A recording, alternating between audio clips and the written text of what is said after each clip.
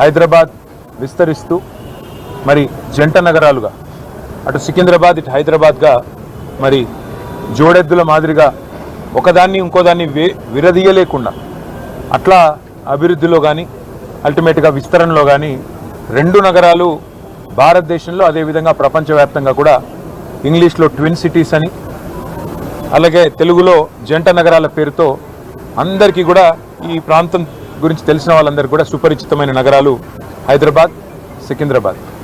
ఇవాళ ఈ ప్రభుత్వం కాంగ్రెస్ ప్రభుత్వం మేము గతంలో విన్నాం, చిన్నప్పుడు చదువుకునేటప్పుడు తుగ్లక్ అనేవాడు ఒకడు ఉండేటోడు, కొన్ని పిచ్చి పనులు చేసినాడు, ఢిల్లీ నుంచి రాజధానిని తరలించాలనే ప్రయత్నం చేసినాడు అని చెప్పి మేము ఎప్పుడో పుస్తకాల్లో చదువుకునేదే తప్ప ఇవాళ ప్రత్యక్షంగా తుగ్లక్ అంటే ఎట్లా ఉంటుందో, తుగ్లక్ పరిపాలన ఎట్లుంటుందో ఇవాళ మాకు కనబడతా ఉన్నది. ఒక పిచ్చోడి చేతిలో రాయి మాదిరిగా గెలిచిందేమో ప్రజలకి కేసీఆర్ గారి కంటే ఎక్కువ మేలు చేస్తా అని చెప్పి గెలిచినారు. కళ్యాణ లక్ష్మి అంటే కాదు కాదు తులం బంగారం అన్నారు. 10,000 రైతు బంధు అంటే కాదు కాదు 15,000 ఇస్తామన్నారు. ఒక ముసలమ్మకు మాత్రమే పెన్షన్ ఏంది, ఇద్దరికి ఇవ్వాల పెన్షన్, అది కూడా 2,000 కాదు 4,000 ఇస్తామన్నారు. ఇవన్నీ కూడా 100 రోజుల్లోనే చేస్తాము, 6 గ్యారంటీలు 420 హామీలు అని అడ్డగోలు అబద్ధాలు చెప్పి అధికారంలోకి వచ్చారు.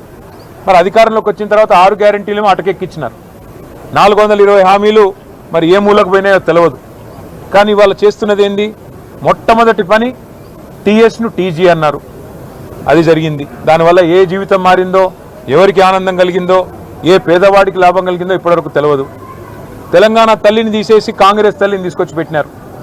అట్లాగే ఆ తల్లి చేతుల్లో తెలంగాణకు ప్రతీకగా ఉండే బతుకమ్మను తీసి పక్కన వారేసినారు.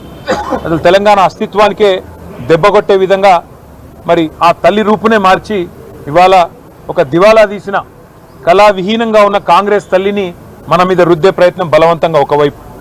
ఇంకా విచిత్రం, రాచరిక పోకడలు అంటాడు. ఏమన్నంటే హైదరాబాద్కి నిషాన్ చార్మినార్, ఆ చార్మినార్ని తీసేస్తా అంటాడు. ఏది, మన తెలంగాణ రాజముద్ర నుండి. కాకతీయ రాజులు, కాకతీయ డైనాసిటీ వారు తెలంగాణకు చేసిన విశేషమైన మేలు మీరు చూడాలి అనుకుంటే మీరు తెలంగాణలోని ఏ జిల్లాకి పోయినా వారు కట్టించిన చెరువులు, వారి ఆధ్వర్యంలో జరిగిన వ్యవసాయ పురోగతి ఇవన్నీ మీకు కనబడతాయి. అట్లాంటి కాకతీయుల కళా ప్రభావానికి, కాకతీయ గొప్పతనానికి వెలుగుగా ఉన్న వరంగల్కు చిహ్నంగా మారుపేరుగా ఉన్న కాకతీయ కళాతోరణాన్ని తీసేస్తారు. ఇట్లా అపసవ్యపు పనులు, దిక్కుమాలిన పనులు, తుగ్లక్ పనులు తప్ప ఈ ముఖ్యమంత్రి గారు చేసిందేమీ లేదు. ఇంకా విచిత్రమైన విషయం ఏమంటే కేసీఆర్ గారి నాయకత్వంలో అధికార వికేంద్రీకరణ జరగాలి అని చెప్పి, ప్రజల దగ్గరికి పాలన పోవాలి. ప్రజాపాలన అంటే నిజమైన నిర్వచనం ప్రజల దగ్గరికి ఎంత సన్నిహితంగా పాలన ఉంటే అంత మంచిదని చెప్పి 10 జిల్లాల తెలంగాణని 33 జిల్లాలు చేసుకున్నాం. కొత్త రెవెన్యూ డివిజన్లు ఏర్పాటు చేసుకున్నాం, కొత్త మున్సిపాలిటీలు, కొత్త మండల కేంద్రాలు, అట్లాగే తాండాలు గ్రామ పంచాయతీలుగా అట్లా కేసీఆర్ గారి నాయకత్వంలో ప్రజల దగ్గరికి పరిపాలన తీసుకొని పోయే ప్రయత్నం చేసినాం. హైదరాబాద్ మహానగరంలో కూడా గతంలో 24 సర్కిల్ ఉంటే గ్రేటర్ హైదరాబాద్ మున్సిపల్ కార్పొరేషన్లో 30 సర్కిళ్లకు పెంచుకున్నాం. గతంలో 4 జోన్లు ఉంటే 6 జోన్లు చేసుకున్నాం. ప్రతి జోనల్ కమిషనర్కి, ప్రతి డిప్యూటీ కమిషనర్కి శాంక్షన్ లిమిట్స్ పెంచుకున్నాం. అంటే ఇవన్నీ చేసుకున్నాం, కానీ హైదరాబాద్ అస్తిత్వాన్ని మాత్రం మేము ముట్టుకోలేదు. హైదరాబాద్ అస్తిత్వాన్ని దెబ్బతీసే ప్రయత్నం చేయలేదు. ఎందుకంటే హైదరాబాద్ అనేది ఒక హైదరాబాద్ ప్రజలకు సంబంధించి కాదు, తెలంగాణ ప్రజలందరికీ గర్వకారణమైన ఒక ఐడెంటిటీ హైదరాబాద్ సికింద్రాబాద్ జంట నగరాలు అంటే మనం చిన్నప్పటి నుంచి వింటున్న మాట. అట్లాంటిది ఇవాళ ఈ తుగ్లక్ ముఖ్యమంత్రి ఆయన తీసుకున్న ఒక నిర్ణయం వల్ల సికింద్రాబాద్కు ఒక ఐడెంటిటీ అనేది లేకుండా, ఒక అస్తిత్వం అనేది లేకుండా సికింద్రాబాద్ని శాశ్వతంగా చరిత్ర పుటలకి మరి పరిమితం చేసే విధంగా ఈ ముఖ్యమంత్రి, ఈ ప్రభుత్వం తీసుకున్న ఒక నిర్ణయాన్ని వ్యతిరేకిస్తూ, ఒక రాజకీయ పార్టీ కాదు, సికింద్రాబాద్లోని అన్ని వర్గాల ప్రజలు ఒకటై, దానిలో అక్కడ ఉన్న ప్రజాప్రతినిధులంతా మా వాళ్ళు. సికింద్రాబాద్ ఎమ్మెల్యేగా పద్మారావు గారు ఉన్నారు, సనత్ నగర్కి శ్రీనివాస్ యాదవ్ గారు ఉన్నారు, అట్లాగే మరి మా నాయకులందరూ ఎమ్మెల్యేలు ఎమ్మెల్సీలు ఉన్నారు. వారందరినీ కూడా వారు ఆహ్వానించారు.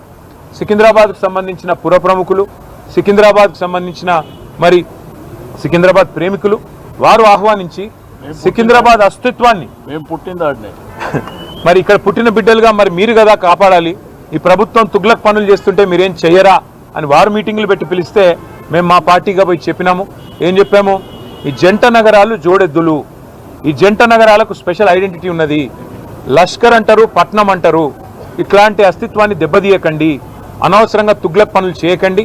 మీకు అధికారం ఇచ్చింది 6 గ్యారంటీలు అమలు చేయమని, మీకు అధికారం ఇచ్చింది 420 హామీలు ఏవైతే మీరు చెప్పారో అమలు చేయమని, మీకు అధికారం ఇచ్చింది బీసీలకు 1,00,000 కోట్లు పెడతామని మీరు చెప్తే దాన్ని నమ్మించినారు.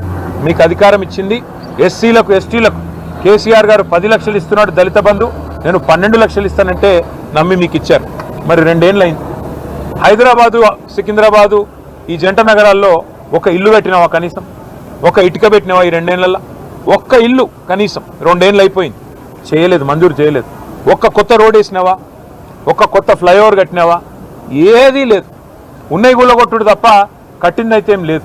ఆ కూలగొట్టే క్రమంలో విధ్వంసం మాత్రమే తెలిసిన ఈ ముఖ్యమంత్రి ఇవాళ సికింద్రాబాద్ అనే పదాన్ని లేకుండా విధ్వంసం చేసే ఆలోచన చేస్తుంటే దాన్ని ప్రతిఘటిస్తూ ఇవాళ సికింద్రాబాద్ పెద్దలందరూ కలిసి ఒక శాంతి ర్యాలీ అని పెట్టుకున్నారు.